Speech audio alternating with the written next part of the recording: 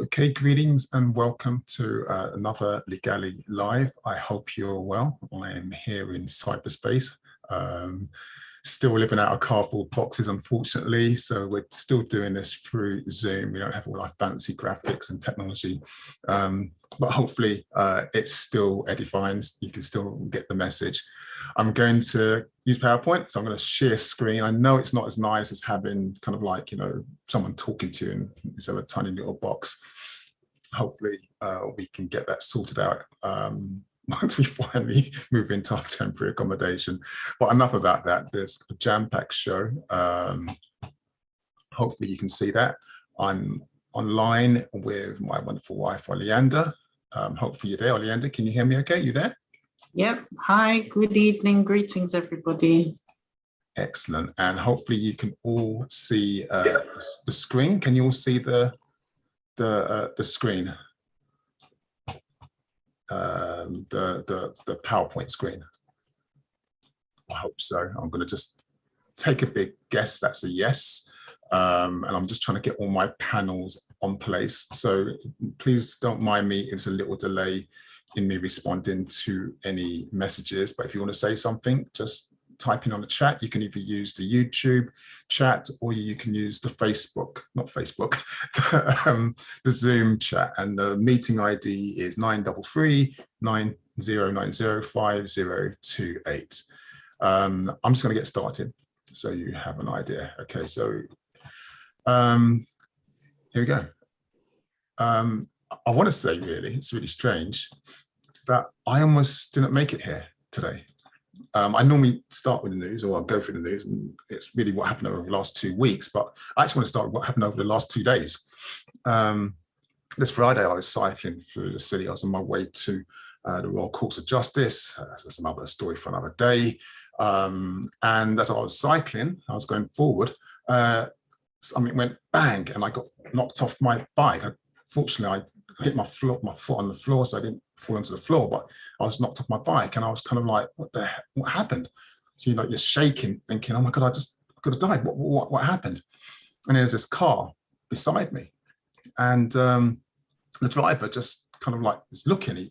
Thankfully, the driver stopped, and he's like, are you okay? Are you okay? And I said, well, no, I'm not okay. I mean, I'm visibly shaking. It's like, what just happened? What did you do? And so he's like, well, don't worry, are you okay? Are you okay? He's got this funny energy going on. So I said, look, pull over. Let's pull over. I want to exchange details and stuff like that. Because, well, why do we do that? I said, just pull over. I want to exchange details. So, he pulls over and we're getting into the road and stuff like that. We start having this conversation and I'm asking for his details, and he's really reluctant to give me his details. And I'm like, well, give me your details. I'm going to go for his insurance. Why do you want to go for insurance? I said, well, you have got insurance. I've got insurance. So let's just go through this. I got somewhere to place to go. You got somewhere to go. You almost killed me. He goes, well, why can't we just talk about this? I said, look, let's exchange the details and go. Do you know what I mean? It was like, I'm not going to give you anything. So you're not going to give me anything. I said, you almost killed me. You haven't even said sorry yet. So he goes off on this funky tip and stuff like that, not giving me the information.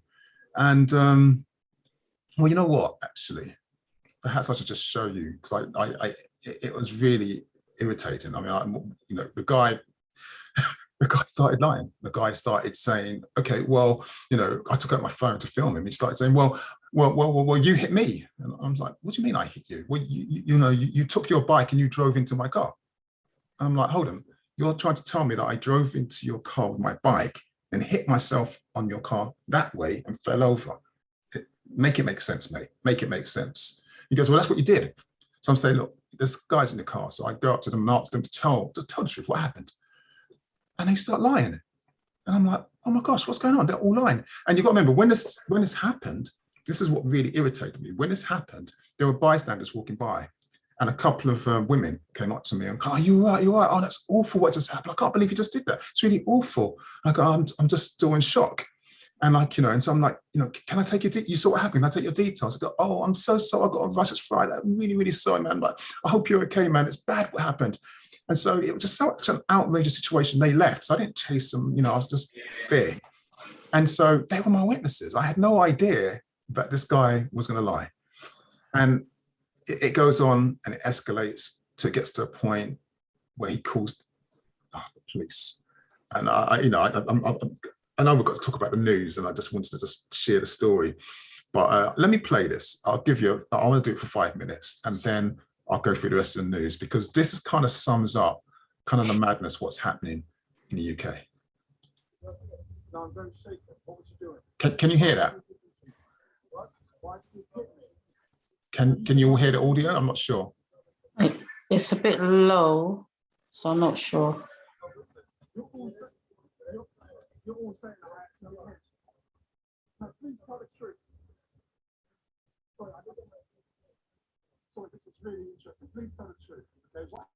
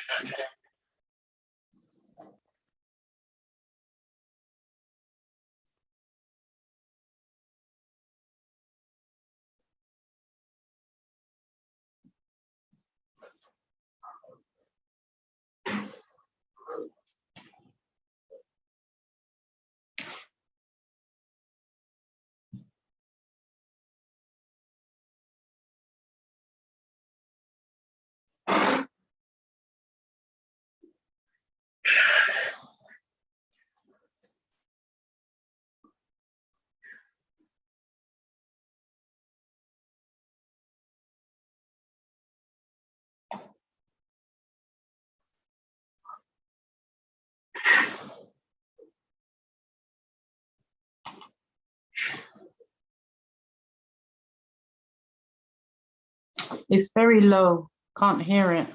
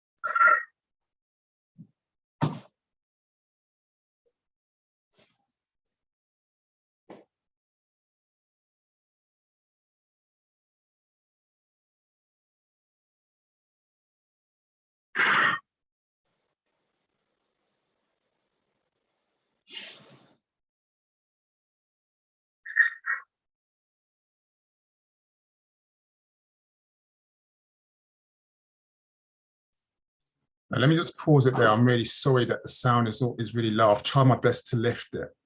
So just in between that gap, just really quickly, what happened was that I asked them for the details. He wouldn't give me the details. So I said, I'm going to call the police. And so I called the police. He kept on lying. As I called the police, then he called the police. So the dispatcher was talking to me, and then there was another dispatcher talking to him. And so, you know, this went on for ages. And she said, look, just tell him to listen to your speakerphone and give your details, because it's a criminal offense for him to drive off without details. So I went up to him and said, can you hear this? And she said to him, give me your details. And he said, I'm going to give him his deal. I'm going to give him the details. And so what happened? The phone got cut off. So she left, the other dispatcher went off. And so I'm by the car now, and I'm saying, right, you heard that. Give me your details. I just heard some strange feedback there. So the dispatcher said, give me the details. And he says, well, no, I'm not going to do this. I don't know why we can't just sort this out. And I said, because we're going to sort it out for insurance. And so he goes, well, I've got somewhere to go. I've got somewhere to go. It's Sabbath. I've got somewhere to go. And so he and his friends got back into the car and started reversing out onto the main road. They tried to get away from this. It was really crazy. And like what happened as they're reversing, they almost hit another bike that was going by. And then they blocked the road. So a heavy goods lorry came. And so it stopped because they were trying to escape out because I was blocking the front of the road. So in the end, they gave up on it and came forward. So I had my bike in the forward. As he came there forward, I went to the side window and I just grabbed his phone I put my hand through the window and grabbed his phone and said, you know what, I'm keeping this. That's it. When the police come, you'll get it back. So that's what happened. I grabbed that. And then as I grabbed it, he was like, you're being violent. You've stolen my phone. You stole my phone. I said, no, I've got your phone. Here it is. When the police come, we're waiting for them. You'll get it back. He calls the police. And this is what he says. He calls them. He goes, this guy has violently stolen my phone. I'm Jewish. This guy has violently stolen my phone. And then he looks for passerbyers saying, he's violent. He's stolen my phone. And so what happens is that the police dispatcher talks to me. And this other dispatcher, this is a third police dispatcher, the third 999 call, actually says to me, mate, listen, right, they weren't even sending the police on the first call. It's a traffic incident. We don't send police for traffic incidents. But because he said you're being violent, because he said you've stolen the phone, they're actually sending the police now. So you know what? They're coming to arrest you. So just give him his phone. You've got his number plate. We can track him down. But you know what I mean? Just let it go. Let it, do you know what I mean? So this is where we are. So I'm the one who's been hit by the car. I'm the one that was almost killed. I'm the one who's telling the truth. The police are now coming for me.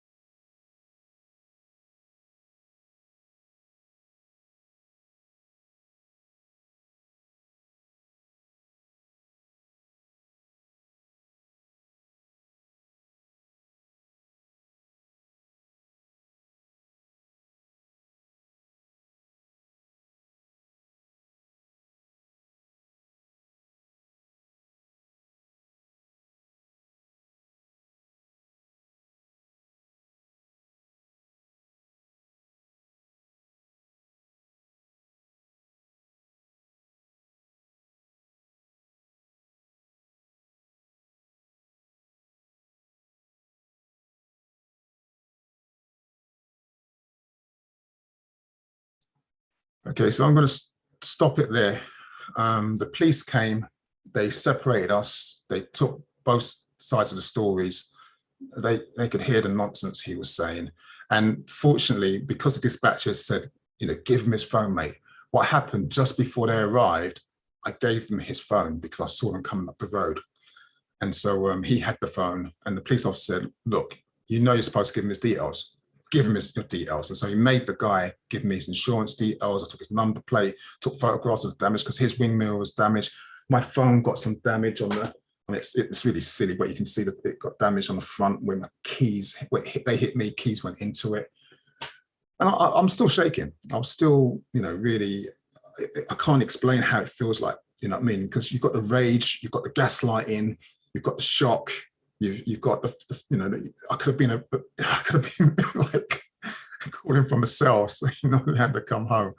And then you had this racial, he was, every time someone was going by, he was like, are you Jewish? Are you Jewish? Come in, look, he's been violent against me, stolen. He was just doing it all.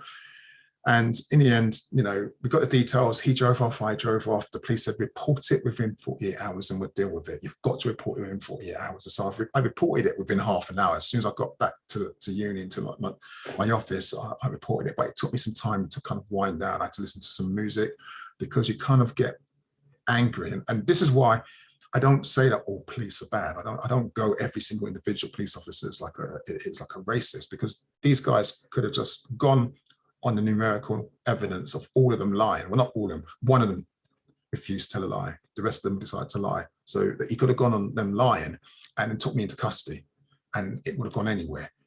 And so, I mean, I'm thankful for that. But that's what happened anyway.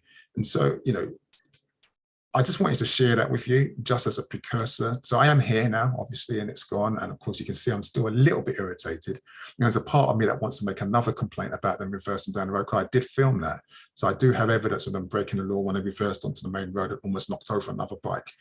But, you know, I believe in universal energy and karma and all this sort of stuff. I don't want to put too much energy into that. I'll just call my insurance on Monday and deal with that. That's the story. Let's move on. Thank you for listening. I probably had to get it out there. Yeah. Okay, so what's the next news story? You're on Ligali Live. That was just Toy's personal beef. And we're just talking about the news stories that affects African people, predominantly in the UK, because we're based over the last 2 weeks. One of the big stories that you might have seen in the media is this one about a shot about malaria. And this is because there's been a vaccine that's being promoted. The World Health Organization says it's actually okay to be used. And this is a big deal, because malaria kills, as you probably see up there, almost 250,000 people every single year. And those, I say people, I mean, those are children under the age of 5. Malaria is the cause of sickle cell, and some of you will know I have sickle cell in our family. And so this vaccine came out of a program that kind of like tested, I think it was almost 1,800,000 children in various African countries. And they came out and found from the results of that it reduced a chance of serious death or serious, like consequences by at least 30%. Now, for a vaccine to be effective, you kind of want at least 70 to 80%, but 30% is really a big number to actually say that this is keeping 30% of the people who are infected, or children who are infected with malaria, out of hospital. And that's a really, groundbreaking development. I know we're right in this middle of this kind of like this debate in our community about vaccines and whether they're good and population control and et cetera, et cetera. But as someone who actually lives with the real life implications of malaria spreading across the continent and actually killing millions of African people, I welcome this. But what I do want to say, and this is really something we have to learn from, is that just as with any vaccines, there are risks. And this is why I've always been nuanced on the issue of the vaccine for COVID, especially with the rapid rate it was developed. And, we didn't have data before. We knew how many doses, how frequently the doses, how long, yes, effects work for. We don't have any longitude studies on its long-term side effect. We still don't have those studies. We're now knowing that it seems to wane after 6 months in some people. So, I like data. So this vaccine for malaria, which I think vaccine is probably a bit too harsh, or too strong, because its efficacy is only like 30%. But what we do know is that it works for up to 6 months. And so it's kind of like best to kind of deploy it at times when like rainy seasons, when that malaria is going to be in the population. So you've got the maximum protection during those seasons when you're most likely to get hurt, and also in those communities that don't always have the nets. So that's one. So you kind of like make sure the vaccine is actually an arsenal as a part of the toolkit. There's also a risk, I can't remember what it was, I wrote it down over it. That's right, it increased the risk of cerebral palsy or catching meningitis. So that's something that's come out of research. There's not a lot of information on that. I got this from the Science Journal. The Science Journal is one of the world-renowned like medical journals in the world, and so they're quite good with kind of sharing information, and quite honestly, I personally believe as well. So I do my nerdy thing and try and go through it. So we have to wait for more studies. What's not so good is the manufacturer, GSK, GlaxoSmithKline, and you've probably seen them on your medications if you use any prescribed medications. They're charging around $5 per dose, and so there's this big ethical question about, actually, that's a lot of money. Now, GSK are saying that, well, we're only charging just like a small percentage above what it's costing us to manufacture it, so we can put that back into research. But the truth of the matter is, it's too much. And the ethical question then comes, well, how much of our healthcare budgets, and we're talking about nations that don't have massive economies, how much of our our GDP do we put into vaccination when we have all these other conditions to deal with at the same time? And so these are the kind of geopolitical issues that are taking place that we really have to look into. So that's just that story on about the vaccine for malaria. And it is good news. Don't let me kind of poo-poo all over it, but there are caveats, and that's the case with any vaccine at any place at any time in human history. There's always going to be caveats, and we won't know until time passes how efficient it is. My last caveat that always rings an alarm bell is when we give these kind of vaccines to children, because children are constantly in a state of flux. Their bodies are developing, it doesn't really settle into the mid-20s, etc. And I'm a bit hesitant about vaccinating. I always have been, I always will be. This isn't the same thing as with the COVID, because that's a completely different ethical question. Should we give children a vaccine for like a virus that doesn't actually harm them, or not? It's such small amounts. So we're essentially giving children vaccines to protect the elder population, and that's quite immoral as far as I'm concerned. There are issues about being honest about that, so that children and parents can make that choice. But this is not that same question. This is about actually saving lives, because we know that we're losing like hundreds of thousands, almost 1 million children a year from malaria who are under 5. And so this is a medical intervention that reduces that number by 30%. You've got to weigh that up when we have more information about the meningitis and the other side effects. Let me move on, a bit nerdy. There's another nerdy story coming next. And this one you might have heard a few days ago, was about, again, this first new treatment for sickle cell. And this has really been, kind of flagged up. I think it sounds like it's been all timed for African History Month almost, because these things don't just miraculously appear just overnight. I mean, they take a long time in development. So if this is a treatment for sickle cell, it is good news, but I think it's been over-egged a little bit. What it does, it doesn't cure sickle cell, as you kind of get from the hyperbole from the media. What it does, it's additional to the arsenal of treatments that people living with a sickle cell condition can use to mitigate the risks of them having a fatal crisis, at least a fatal complications.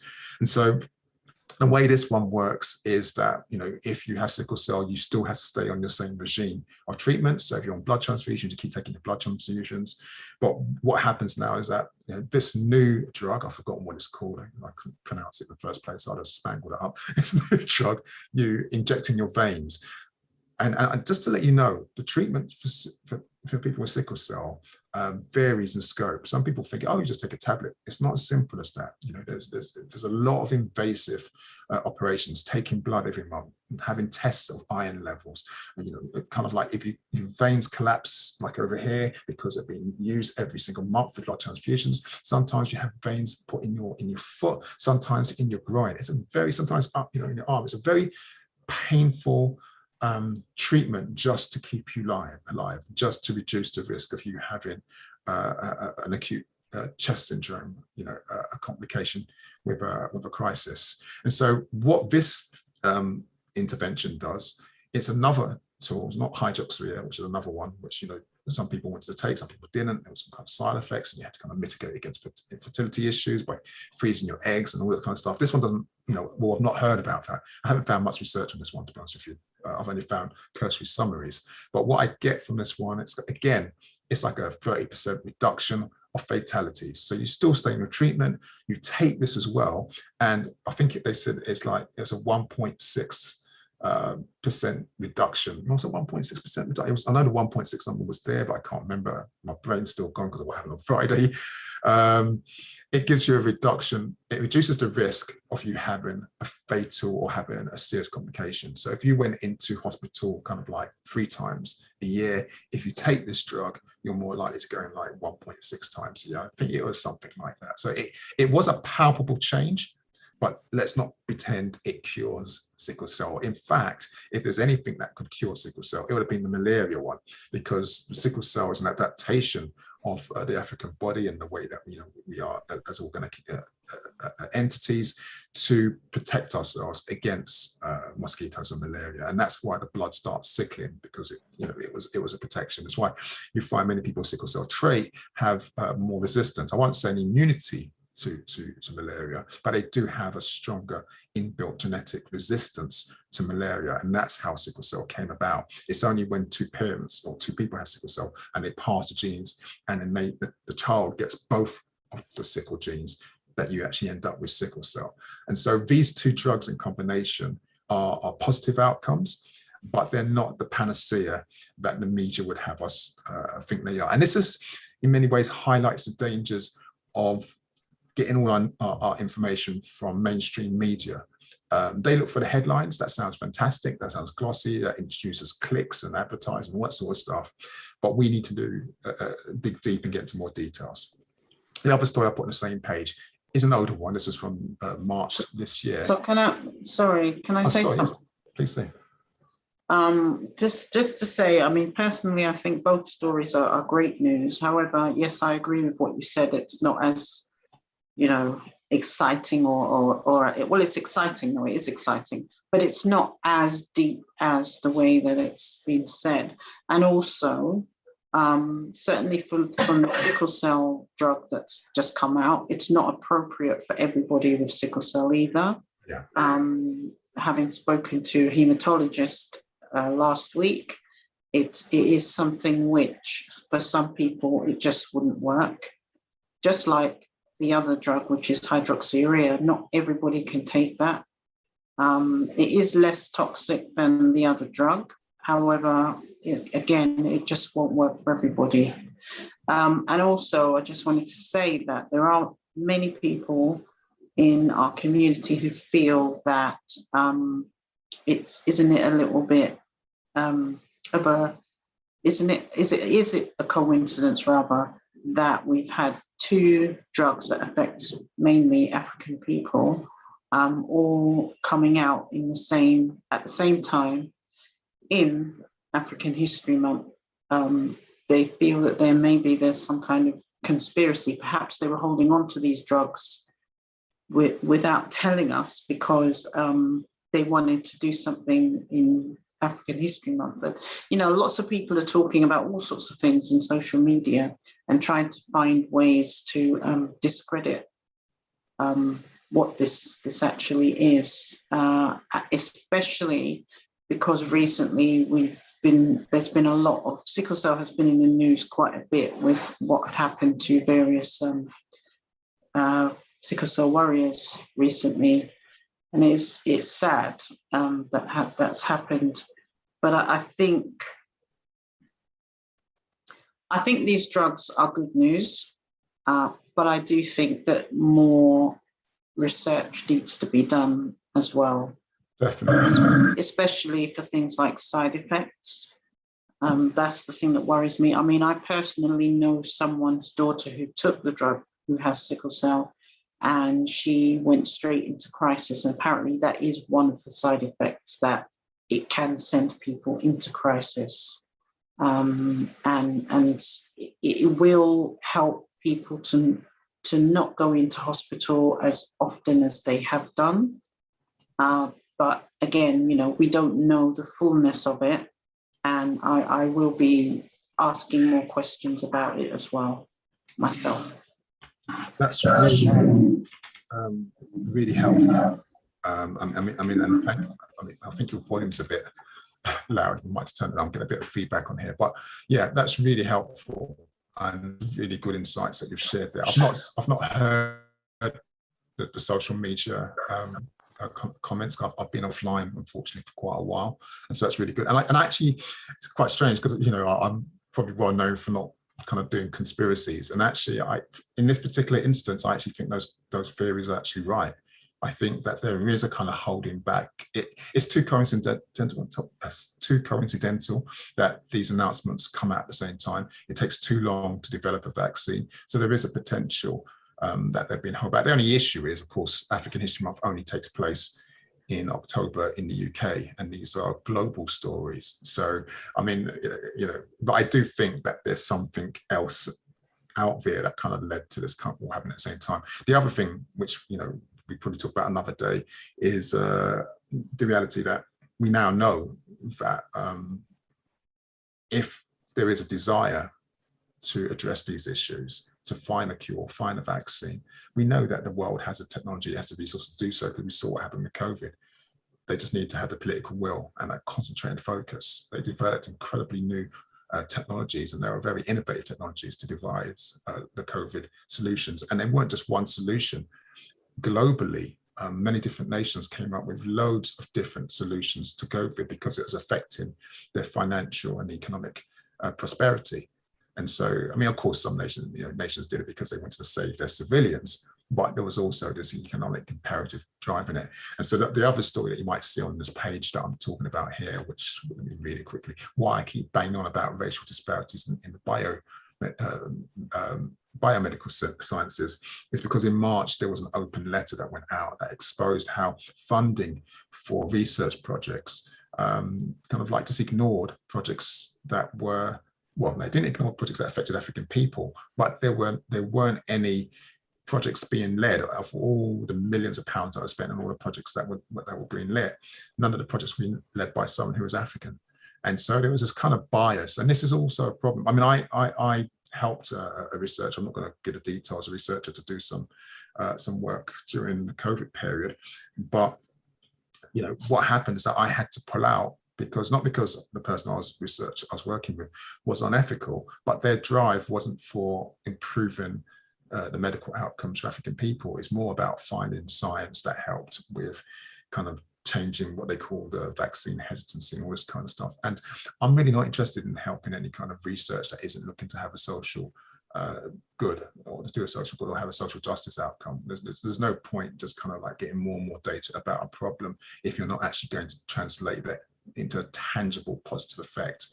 And so I'm finding that while I'm at university, these things float around all the time. There's many research opportunities, but it makes it hard for me because I'm quite fussy about what I decide to be engaged with. And there are many projects that are positive, but like this research, this article about racial disparities in the biomedical sciences kind of like talks about, they're very real.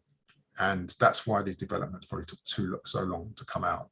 But anyway, that's that story. You're with us on Ligali Live. It's Sunday, is it the 10th? I'm really bad. It's Sunday the 10th of October, 2021. And I have no idea how long we'll be going on for. Does it really matter? No, we'll keep going. Oh, yes, I do. It's up there somewhere, and I'm blind as a bat, so I can't actually read. I think it says 37 minutes, and I've only got to slide 4. Okay, so let me keep going. Of course, you can join us on the Zoom if you want to, and send a chat, or actually come in and chat, or whatever. We can try that. And you can also send a message to us through the YouTube. So yeah, let me go on to the next page. The next page is about this interesting story from, this came out yesterday actually, from the new Education Secretary, Nadeem Zahawi, and he's saying that we need more African, well actually he said black head teachers, and he's pushing this all across the media, all across government and stuff like this. This is actually what you'd call Class A gaslighting. This is where you have a Tory minister proclaiming to be progressive, proclaiming to care about these particular issues. But again, it's been done during African History Month, and you have to question the timing. I mean, in fact, his presence, as is, Kemi Badenoch and Kwasi Kwarteng, and all of them, apart from Sam Gia, who actually resigned from the Conservative Party, they are Priti Patel, of course. They are prime examples of people from minority communities, African and Asian heritage, who actually are in government but don't give a damn. That actually they only care enough as it doesn't impact on their own personal careers. And so they will say whatever it takes, even though they're in a position to have the authority to start pushing things forward. They do absolutely nothing. It's the same thing. We're seeing this play out with the Grenfell inquiry and the families there, where we're hearing that they're going to enact recommendations from phase 1. But yet it's taking years before they do anything because the public aren't on it. And unless the public are scrutinizing it and making noise, not the media, the public, then what happens that, these politicians just make noises that sound good, gets reported in the press, and it makes them sound progressive, but they know nothing's going to change. So his statement is just air, it's just gas. And just to understand how politicians talk out the backside of their mouth, there's double speak, there's the polytrickian that goes on. Like I think it was just the same day, we have a Tory MP making these outrageous statements that if any teacher uses the word white privilege, or any lecturer like myself uses the word white privilege, we should be sacked. We should be reported to extreme as an extremist by going to by somebody be put us to what's called the Prevent program at the Home Office, and that we are poisoning the well of education. This is in the same breath, like within 24 hours each other. So you have an education secretary saying one thing, you have a Tory member of Parliament saying another thing. This is the same party. Anyone, what was the other thing? Anyone who criticizes the Conservative Party, this is what the MP claims, should be sacked. That's the directive they've given. So on Tuesday, when I'm delivering my lecture, I guarantee you my first slide, or my second slide, my first slide's introduction, will criticize the Conservative Party, and I will mention white privilege, because this is just outrageous. Freedom of speech should be freedom of speech. And if we can't talk about these cultural constructs, whether they're real, whether they're fake, white privilege is real, by the way, whether they're real, whether they're fake, whether the Tory party is involved in nefarious projects like the Windrush scandal, which is true, by the way, or the Grenfell massacre, which is true, by the way. If they're involved in any of these things, that we should be sacked, that we should be reported as extremists and investigated by the police. Something's gone wrong. And this was always my fear about Brexit, that once we're outside the jurisdiction of the European Courts of Human Rights, that the ultimate arbitrator of our civil liberties becomes Parliament, becomes the British government, becomes Boris Alexander Piffle Johnson and his merry men of venal chums. So this is yesterday, 24 hours. Then move on, listen to me, Tony Betu here with the wonderful Oleander, just doing Ligali live. I think all the numbers, blah, blah, blah, is on the slide. You're welcome to join, send messages on YouTube. One of us will be monitoring us because I haven't got eyes in the back of my head. So let's go. What's the next story? Okay, so African History Month. Now, this isn't a conspiracy, but this is kind of cool. So we have another African Nobel Prize winner, not the first. And when I say African, I was told there was being this knuffle about whether Africans from the continent and Africans from the Caribbean qualify as Africans or black or whatever, because over this, like, who's the first African? And it's all nonsense, you know what I mean? We've had Africans from the Caribbean, Africans from the continent become Nobel Prize winners. And I think it's just ridiculous to have these distinctions between the two. I mean, we can recognize them and we can talk about them, but we have to recognize that they are African people being awarded. I'm not going to go into the history of the Nobel Peace Prize because that in itself is quite perverse, and you'd be quite shocked and thinking, actually, do you really want an award from this? And it goes with my mantra, can dishonorable people bestow honors? And my answer to that is no. But Abdul Razak Ghana, he came from Zambia. Is it Zambia? No, from Zambia. Zanzibar, I think he migrated to the UK from Zanzibar, and I haven't read any of his works. I just read quite a bit about, I've read his biography, quite a bit about what he does. And one of the things I loved hearing was that his stories, he writes novels and essays, are supposed to focus on the histories of people who are left outside the archives. And I think that's quite beautiful. He makes it a point to actually write their stories into history. And this is a really important, especially after what I was just talking about, where we've got to pretend that white privilege isn't real and that it doesn't dominate the cultural, historical and bureaucratic landscape. And we can talk about the destruction of colonial records, documenting some of the nefarious crimes of empire. So we have a Nobel Peace Prize laureate who's actually made their career out of filling in the gaps. And I think that's a beautiful thing. I haven't read his works, and I have a massive pile of books. You can't see because the house is empty, like I said, living out of boxes to go through before I can get a chance to. But I look forward to actually filling in that void in that space between my ears. Okay, let me move on to the next slide, and it should be linked to that story. And yes, this one, again, last couple of days or last couple of weeks, it's just acknowledgement of kind of the state of affairs that we have in the UK. And that is that we have only 2% of the blue plaques, and there's around 1,000 blue plaques that are littered across London, commemorate people of African heritage. So let me get that right. There's 1,000 people almost commemorated. In fact, it's over 1,000. I think it's around 900 plaques and 1,000 people commemorated, because sometimes you have 2 or 3 people on one plaque. And 4% of them come from African and Asian and other minority ethnic communities. But if you go drill down into that figure, so if you get rid of this nonsense about Black people, then it becomes only 2% of people of African heritage. And this is the problem that we're dealing with. This is the problem of miseducation, of the erasure of the stories, the histories and narratives of African people. So it starts at Windrush, but our existence doesn't exist anywhere beforehand. And it's a really useful graph here on the side that highlights the reality of what's been taking place. And if you think that these plaques have been issued since 1866, and you can see the red bars, well, the yellow bars are those from people from African, Asian and other minority ethnic backgrounds. And out of the yellow bars, we're probably less than half of that yellow bar. The rest of it is people of European heritage. And you may argue that actually, well, because people of European heritage are the ethnic majority, you'd expect that. And actually, to be accurate, you would expect there to be, I won't say an over-representation, it'll be a natural disproportionality because of the amount. But what we do know is if you can look at the clusters of where the representation of African people comes into being, we can see that it happens at key cultural moments in British history.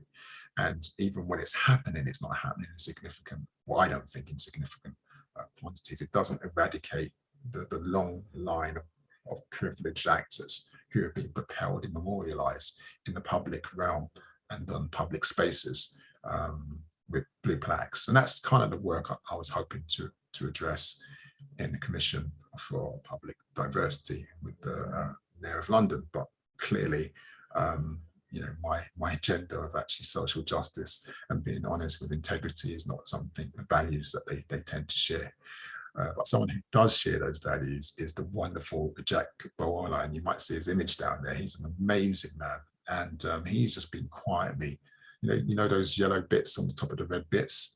I'm pretty sure that half of them have been done by Jack.